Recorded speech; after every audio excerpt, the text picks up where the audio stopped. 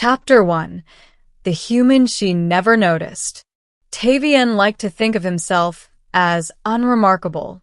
In the sprawling alien metropolis of Verrathi Prime, where every species shimmered with strange colors and bioluminescent markings, a simple human mechanic blended into the background like a dull gray smudge. He was tall, plain, and wore oil-stained coveralls. His shop sat at the edge of the lower market district, known affectionately as the Scrapper's Spine, a place where broken technology went to die and stubborn mechanics like Tavian tried to resurrect it. Most Verrathi citizens didn't pay him much attention. Most except Seris Valkar.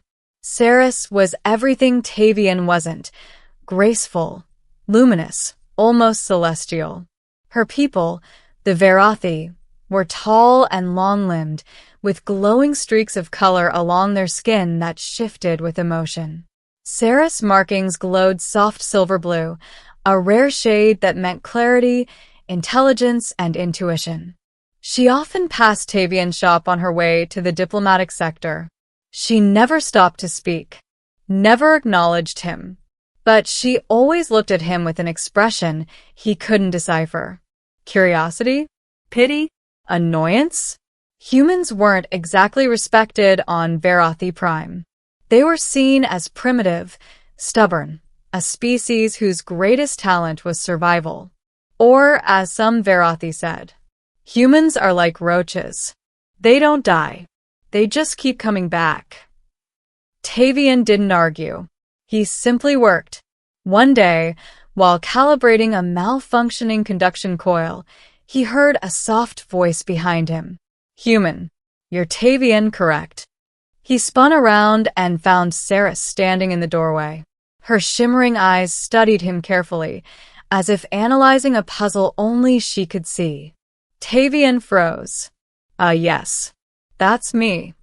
You repaired a Verrathi scout skimmer last month. The pilot claimed you worked miracles. He wiped sweat from his forehead. Wasn't a miracle. Just engineering. She tilted her head. Some consider those the same thing. Her tone was emotionless, but her markings flickered with faint interest.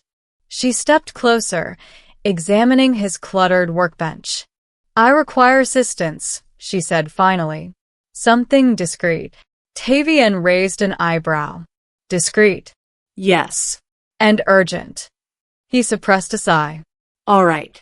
What do you need?" She hesitated, something Verrathi diplomats rarely did. Then she reached into a silver case and placed an object on his desk.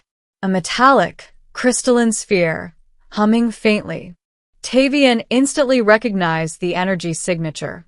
His heart dropped. "That," he whispered, "is illegal." "Yes," Seris replied calmly. "And if you don't help me, more than just my career will be destroyed." Chapter 2. The Device That Shouldn't Exist. Tavian stared at the object. "This is a Quantum Lattice Core, isn't it?" Seris didn't answer verbally. Her glowing markings pulsed in confirmation. Tavian exhaled slowly. "You're aware this is classified as a Class 3 destabilizing device? Even having one is enough to get both of us executed." "Which is why I came to you," Seris said. "Your people are known for bending rules." "Humans call it improvisation," Tavian muttered. "Not criminal suicide." Seris' gaze didn't waver. "Can you fix it or not?" He studied the core structure. The lattice was broken, its internal energy pathways misaligned, its containment field flickering like a dying heartbeat. "What do you want to do with it?" Tavian asked. "That is none of your concern. It becomes my concern the moment you bring a quantum bomb into my shop." "It is not a bomb," she snapped, then caught herself, markings flashing sharply. "The lattice core was stolen. By someone who wishes to destabilize our diplomatic treaties. If it detonates, the explosion will be catastrophic. I must return it before the Senate convenes." "And why not involve Verrathi security?"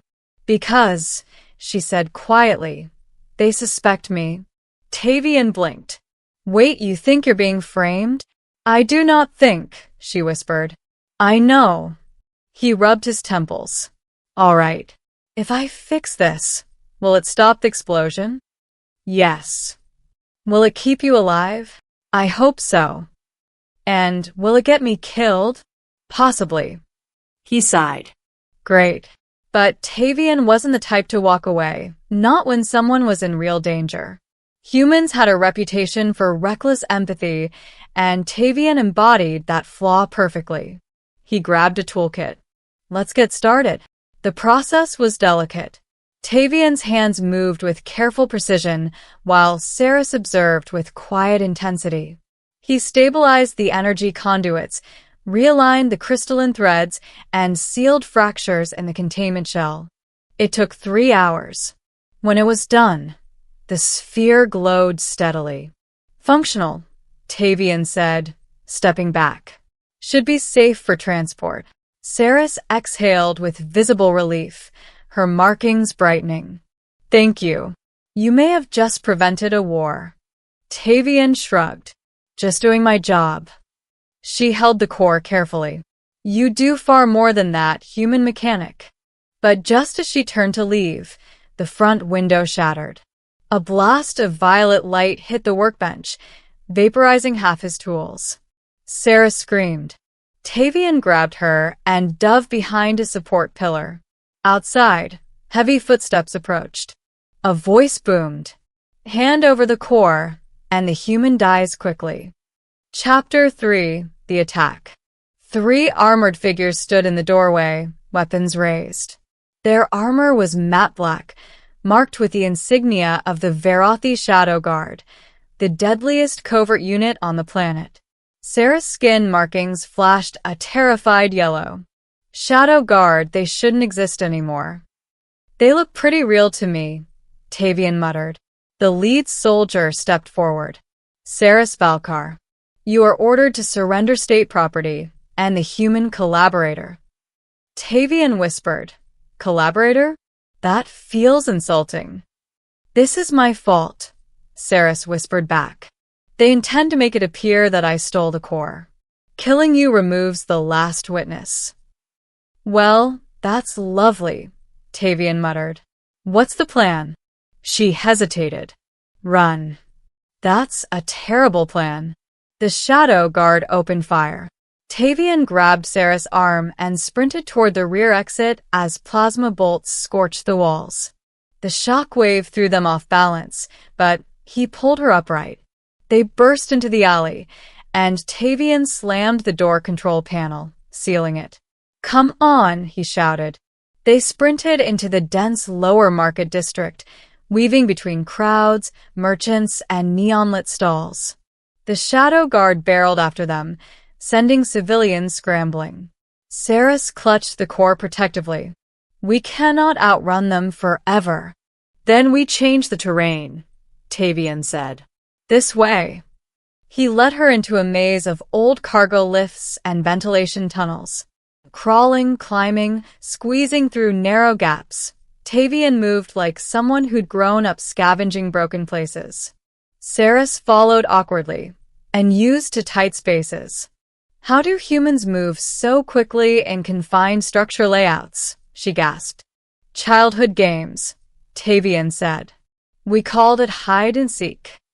Your species trains younglings to evade capture? Pretty much. They emerged onto a maintenance platform overlooking the Undercity. The drop extended hundreds of meters downward. Seris stared into the void. We cannot jump. Tavian smirked. We're not jumping. He activated the old grav-slip rail, a transport line long abandoned by the city. Sparks flickered weakly from its power nodes. It still works, Seris asked. Barely. Behind them, the Shadow Guard charged onto the platform. Tavian grabbed Seris' hand. Trust me. For some reason, she said breathlessly, I do. They leapt onto the grav-slip. The rail propelled them forward at terrifying speed. Plasma bolts streaked past, but the darkness swallowed them before the Shadow Guard could adjust aim. Chapter 4: The Secret She Carried. They landed in a dark industrial sector. Tavian's legs wobbled. Seris steadied herself, glowing markings flickering with stress. "We need a safe place," Tavian said. Seris nodded. "Follow me." He frowned. "You have safe houses?" "Something of the sort." She led him through a series of sealed passages, accessible only through hidden biometric panels. Tavian quickly realized these were not civilian routes. Finally, they reached a dim chamber lined with shimmering data crystals. Tavian's eyes widened. "Seris, what is this place?" "A memory vault," she said softly. "My personal archive." "Isn't this illegal?" "Yes." "But necessary." She set the core on a pedestal. The walls lit up with holographic recordings of Verrathi Senate officials, military leaders, and covert operatives. Tavian whispered, "These are classified sessions." "Yes," she said. "And among them is proof of a conspiracy to reignite war with the human colonies." Tavian froze. "War? Between Verrathi and humans?" Seris nodded. "A faction of our elite believes your species is growing too quickly, too unpredictable. They wish to strike before humanity becomes unstoppable." "And the Shadow Guard?" "They want the core to trigger a catastrophe, a manufactured event they can blame on humanity." Tavian exhaled slowly.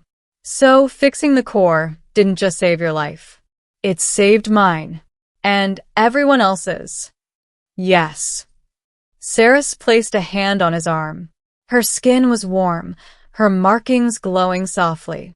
"Human," she said quietly, "you must understand something.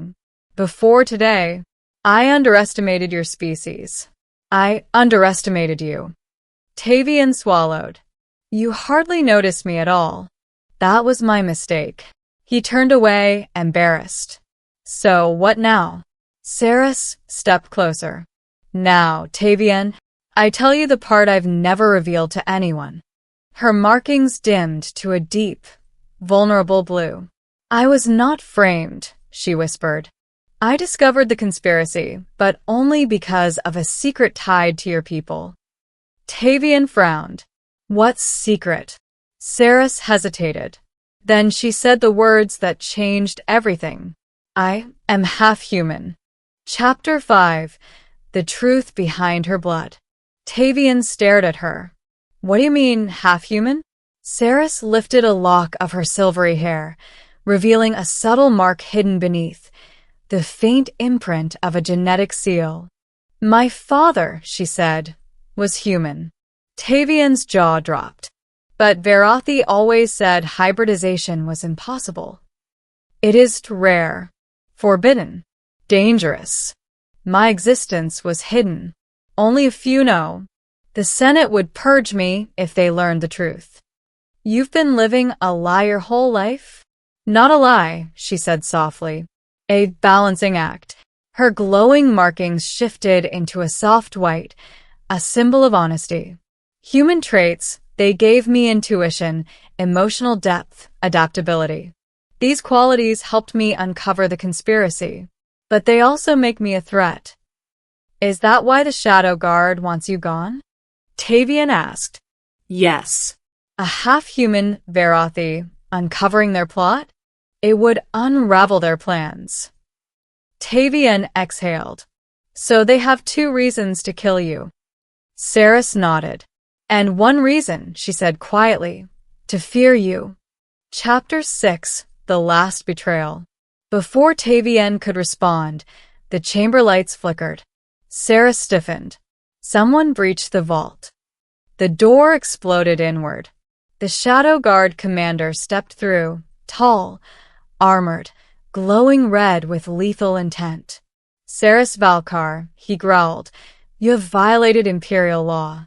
Surrender immediately." Seris raised her chin. "I will not. Then you both die." Tavian grabbed a plasma wrench, the closest thing to a weapon he could find. "Over my dead body."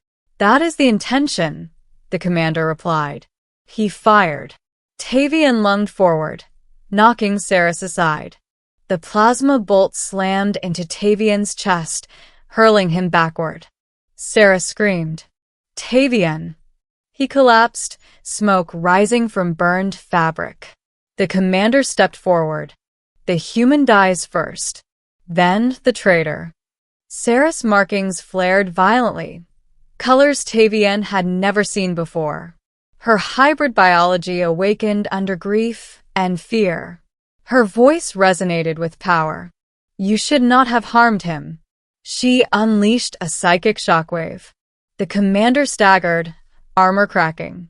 Impossible, he gasped. Humans cannot. I am not merely human, she growled. I am more. She struck again. The chamber shook. The commander fell to one knee. But he still lifted his weapon. You cannot stop us, he snarled. The war is inevitable. Seris reached for the lattice core. Not today. She slammed it into the containment column, overloading the chamber. The resulting blast of light vaporized the commander and the remaining soldiers. Then darkness. Chapter 7. The human she almost lost. When Tavian awoke, he felt heavy. Voices echoed faintly. His vitals are stabilizing. He saved her life. Remarkable instinct. He should not be alive at all. His eyes fluttered open. He was lying in a medical chamber, hooked to machines. Seris sat beside him, gripping his hand. Tavian, she whispered. Can you hear me? He coughed weakly. Yes, still alive. That's surprising. Her markings glowed bright relief blue. Do not make light of this. You nearly died saving me. Yeah, well, humans are stubborn like that. She leaned closer. You are more than stubborn. You are brave, Selfless. and infuriating. Tavian smiled faintly. Glad you appreciate the infuriating part. She squeezed his hand. I went before the Senate. I revealed the conspiracy. The Shadow Guard remnants have been arrested. And you. I told them everything. About the core, the plot, and about my hybrid nature. Tavian's eyes widened. Seris, why would you risk that? Her markings dimmed softly. Because today I learned something. Humans do not hide who they are. They face truth, even when painful. So, what did the Senate say? They accepted it. Her voice trembled. They defended me against the hardline faction. Your sacrifice helped convince them humans are not our enemies. Tavian exhaled in disbelief. So, we just prevented a war? Yes. And you? She smiled. I am free. Chapter 8. Everything changed. Later, when he was strong enough to stand, Seris walked with him through the balcony overlooking Verrathi Prime. The city glowed with dawn light. Things are going to change now, Tavian said. Yes, Seris agreed. Because a human mechanic decided a stranger was worth saving. She moved closer, her markings shifting into an intimate gradient of silver and blue. Tavian, she said softly, when we met, I thought you were just another human. And now. Her hand brushed his. Now I know, she whispered, that you are the reason my life still exists. Tavian's heart pounded. Seris, you are not unremarkable, she said gently. Not ordinary. Not invisible. Her luminous eyes met his. You changed everything. And in the vast alien morning light, she leaned forward, touching her forehead to his, the Verrathi gesture of deepest trust. Tavian closed his eyes. Maybe he wasn't unremarkable after all. Maybe humans truly were something worth fearing, worth respecting, worth loving.